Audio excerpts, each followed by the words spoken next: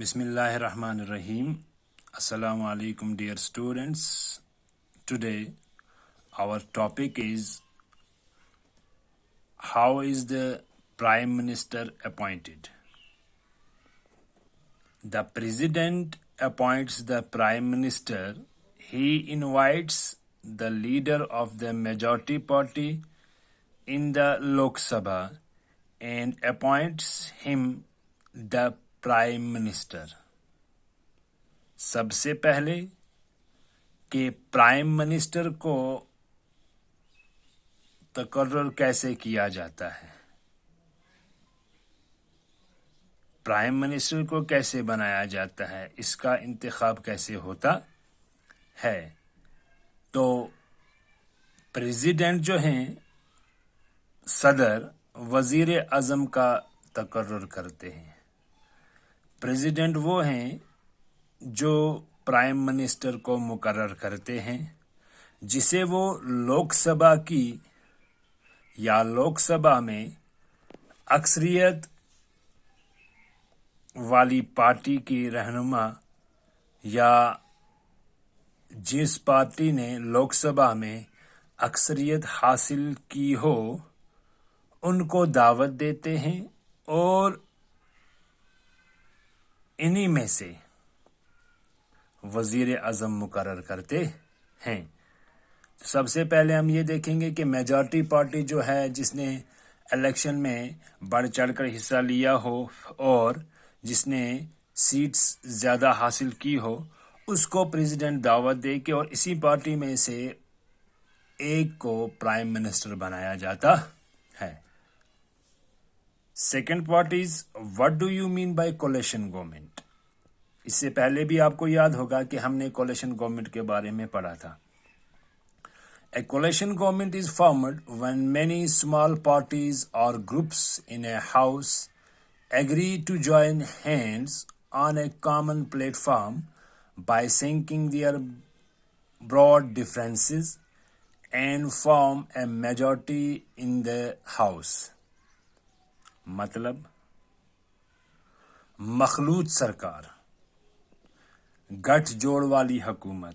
ऐसे हम बोलेंगे कि जब मेजॉरिटी एक पार्टी हासिल नहीं करती इलेक्शन में हिस्सा लेने के बाद, एक पार्टी दूसरी और तीसरी या चौथी या कितनी पार्टियां हो, अगर उनमें किसी भी पार्टी को ज़्यादा सीट्स नहीं आती, मेजॉरिटी हासिल नहीं करती, तो वो दूसरी एक पार्टी या दूसरी पार्टियों के साथ मिलके गवर्नमेंट बनाते हैं. उसको हम कोलिशन गवर्नमेंट बोलते हैं.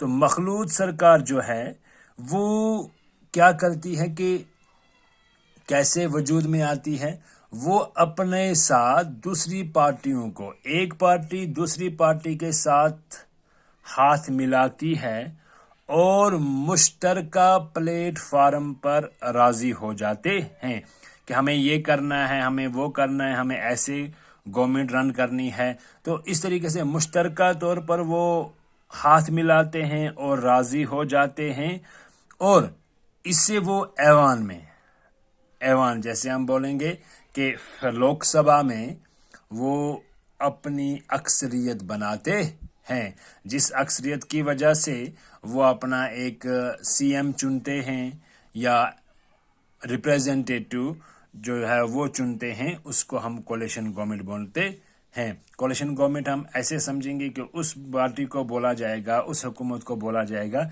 जिसमें एक से ज़्यादा पार्टियां मिलकर हुकूमत बनाती हैं.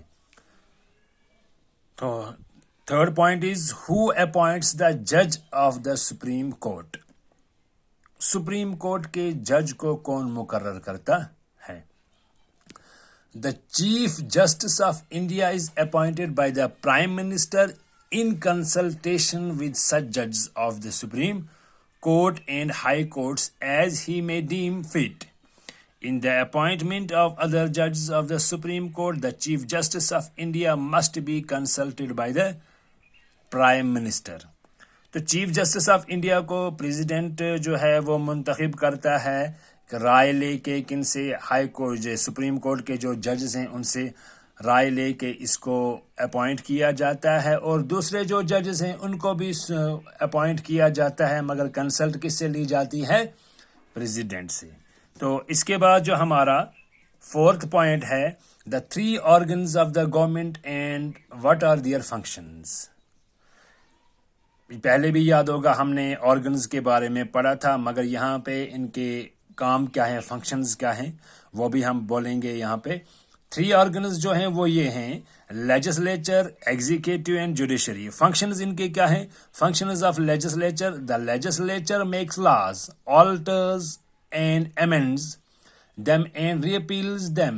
It makes laws to improve the lot of the people.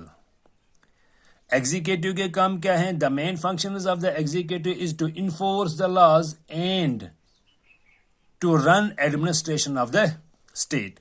Functions of the judiciary, the main functions of the judiciary is to decide all those disputes which came before it. It also gives protection to the fundamental rights of the people and the constitution of the country. تو یہ 3 part جو ہیں ہمارے پاس، قانون سازیہ، حکمرانیت اور عدلیہ۔ قانون سازیہ جو ہے وہ لا بناتی ہے، قانون بناتی ہے۔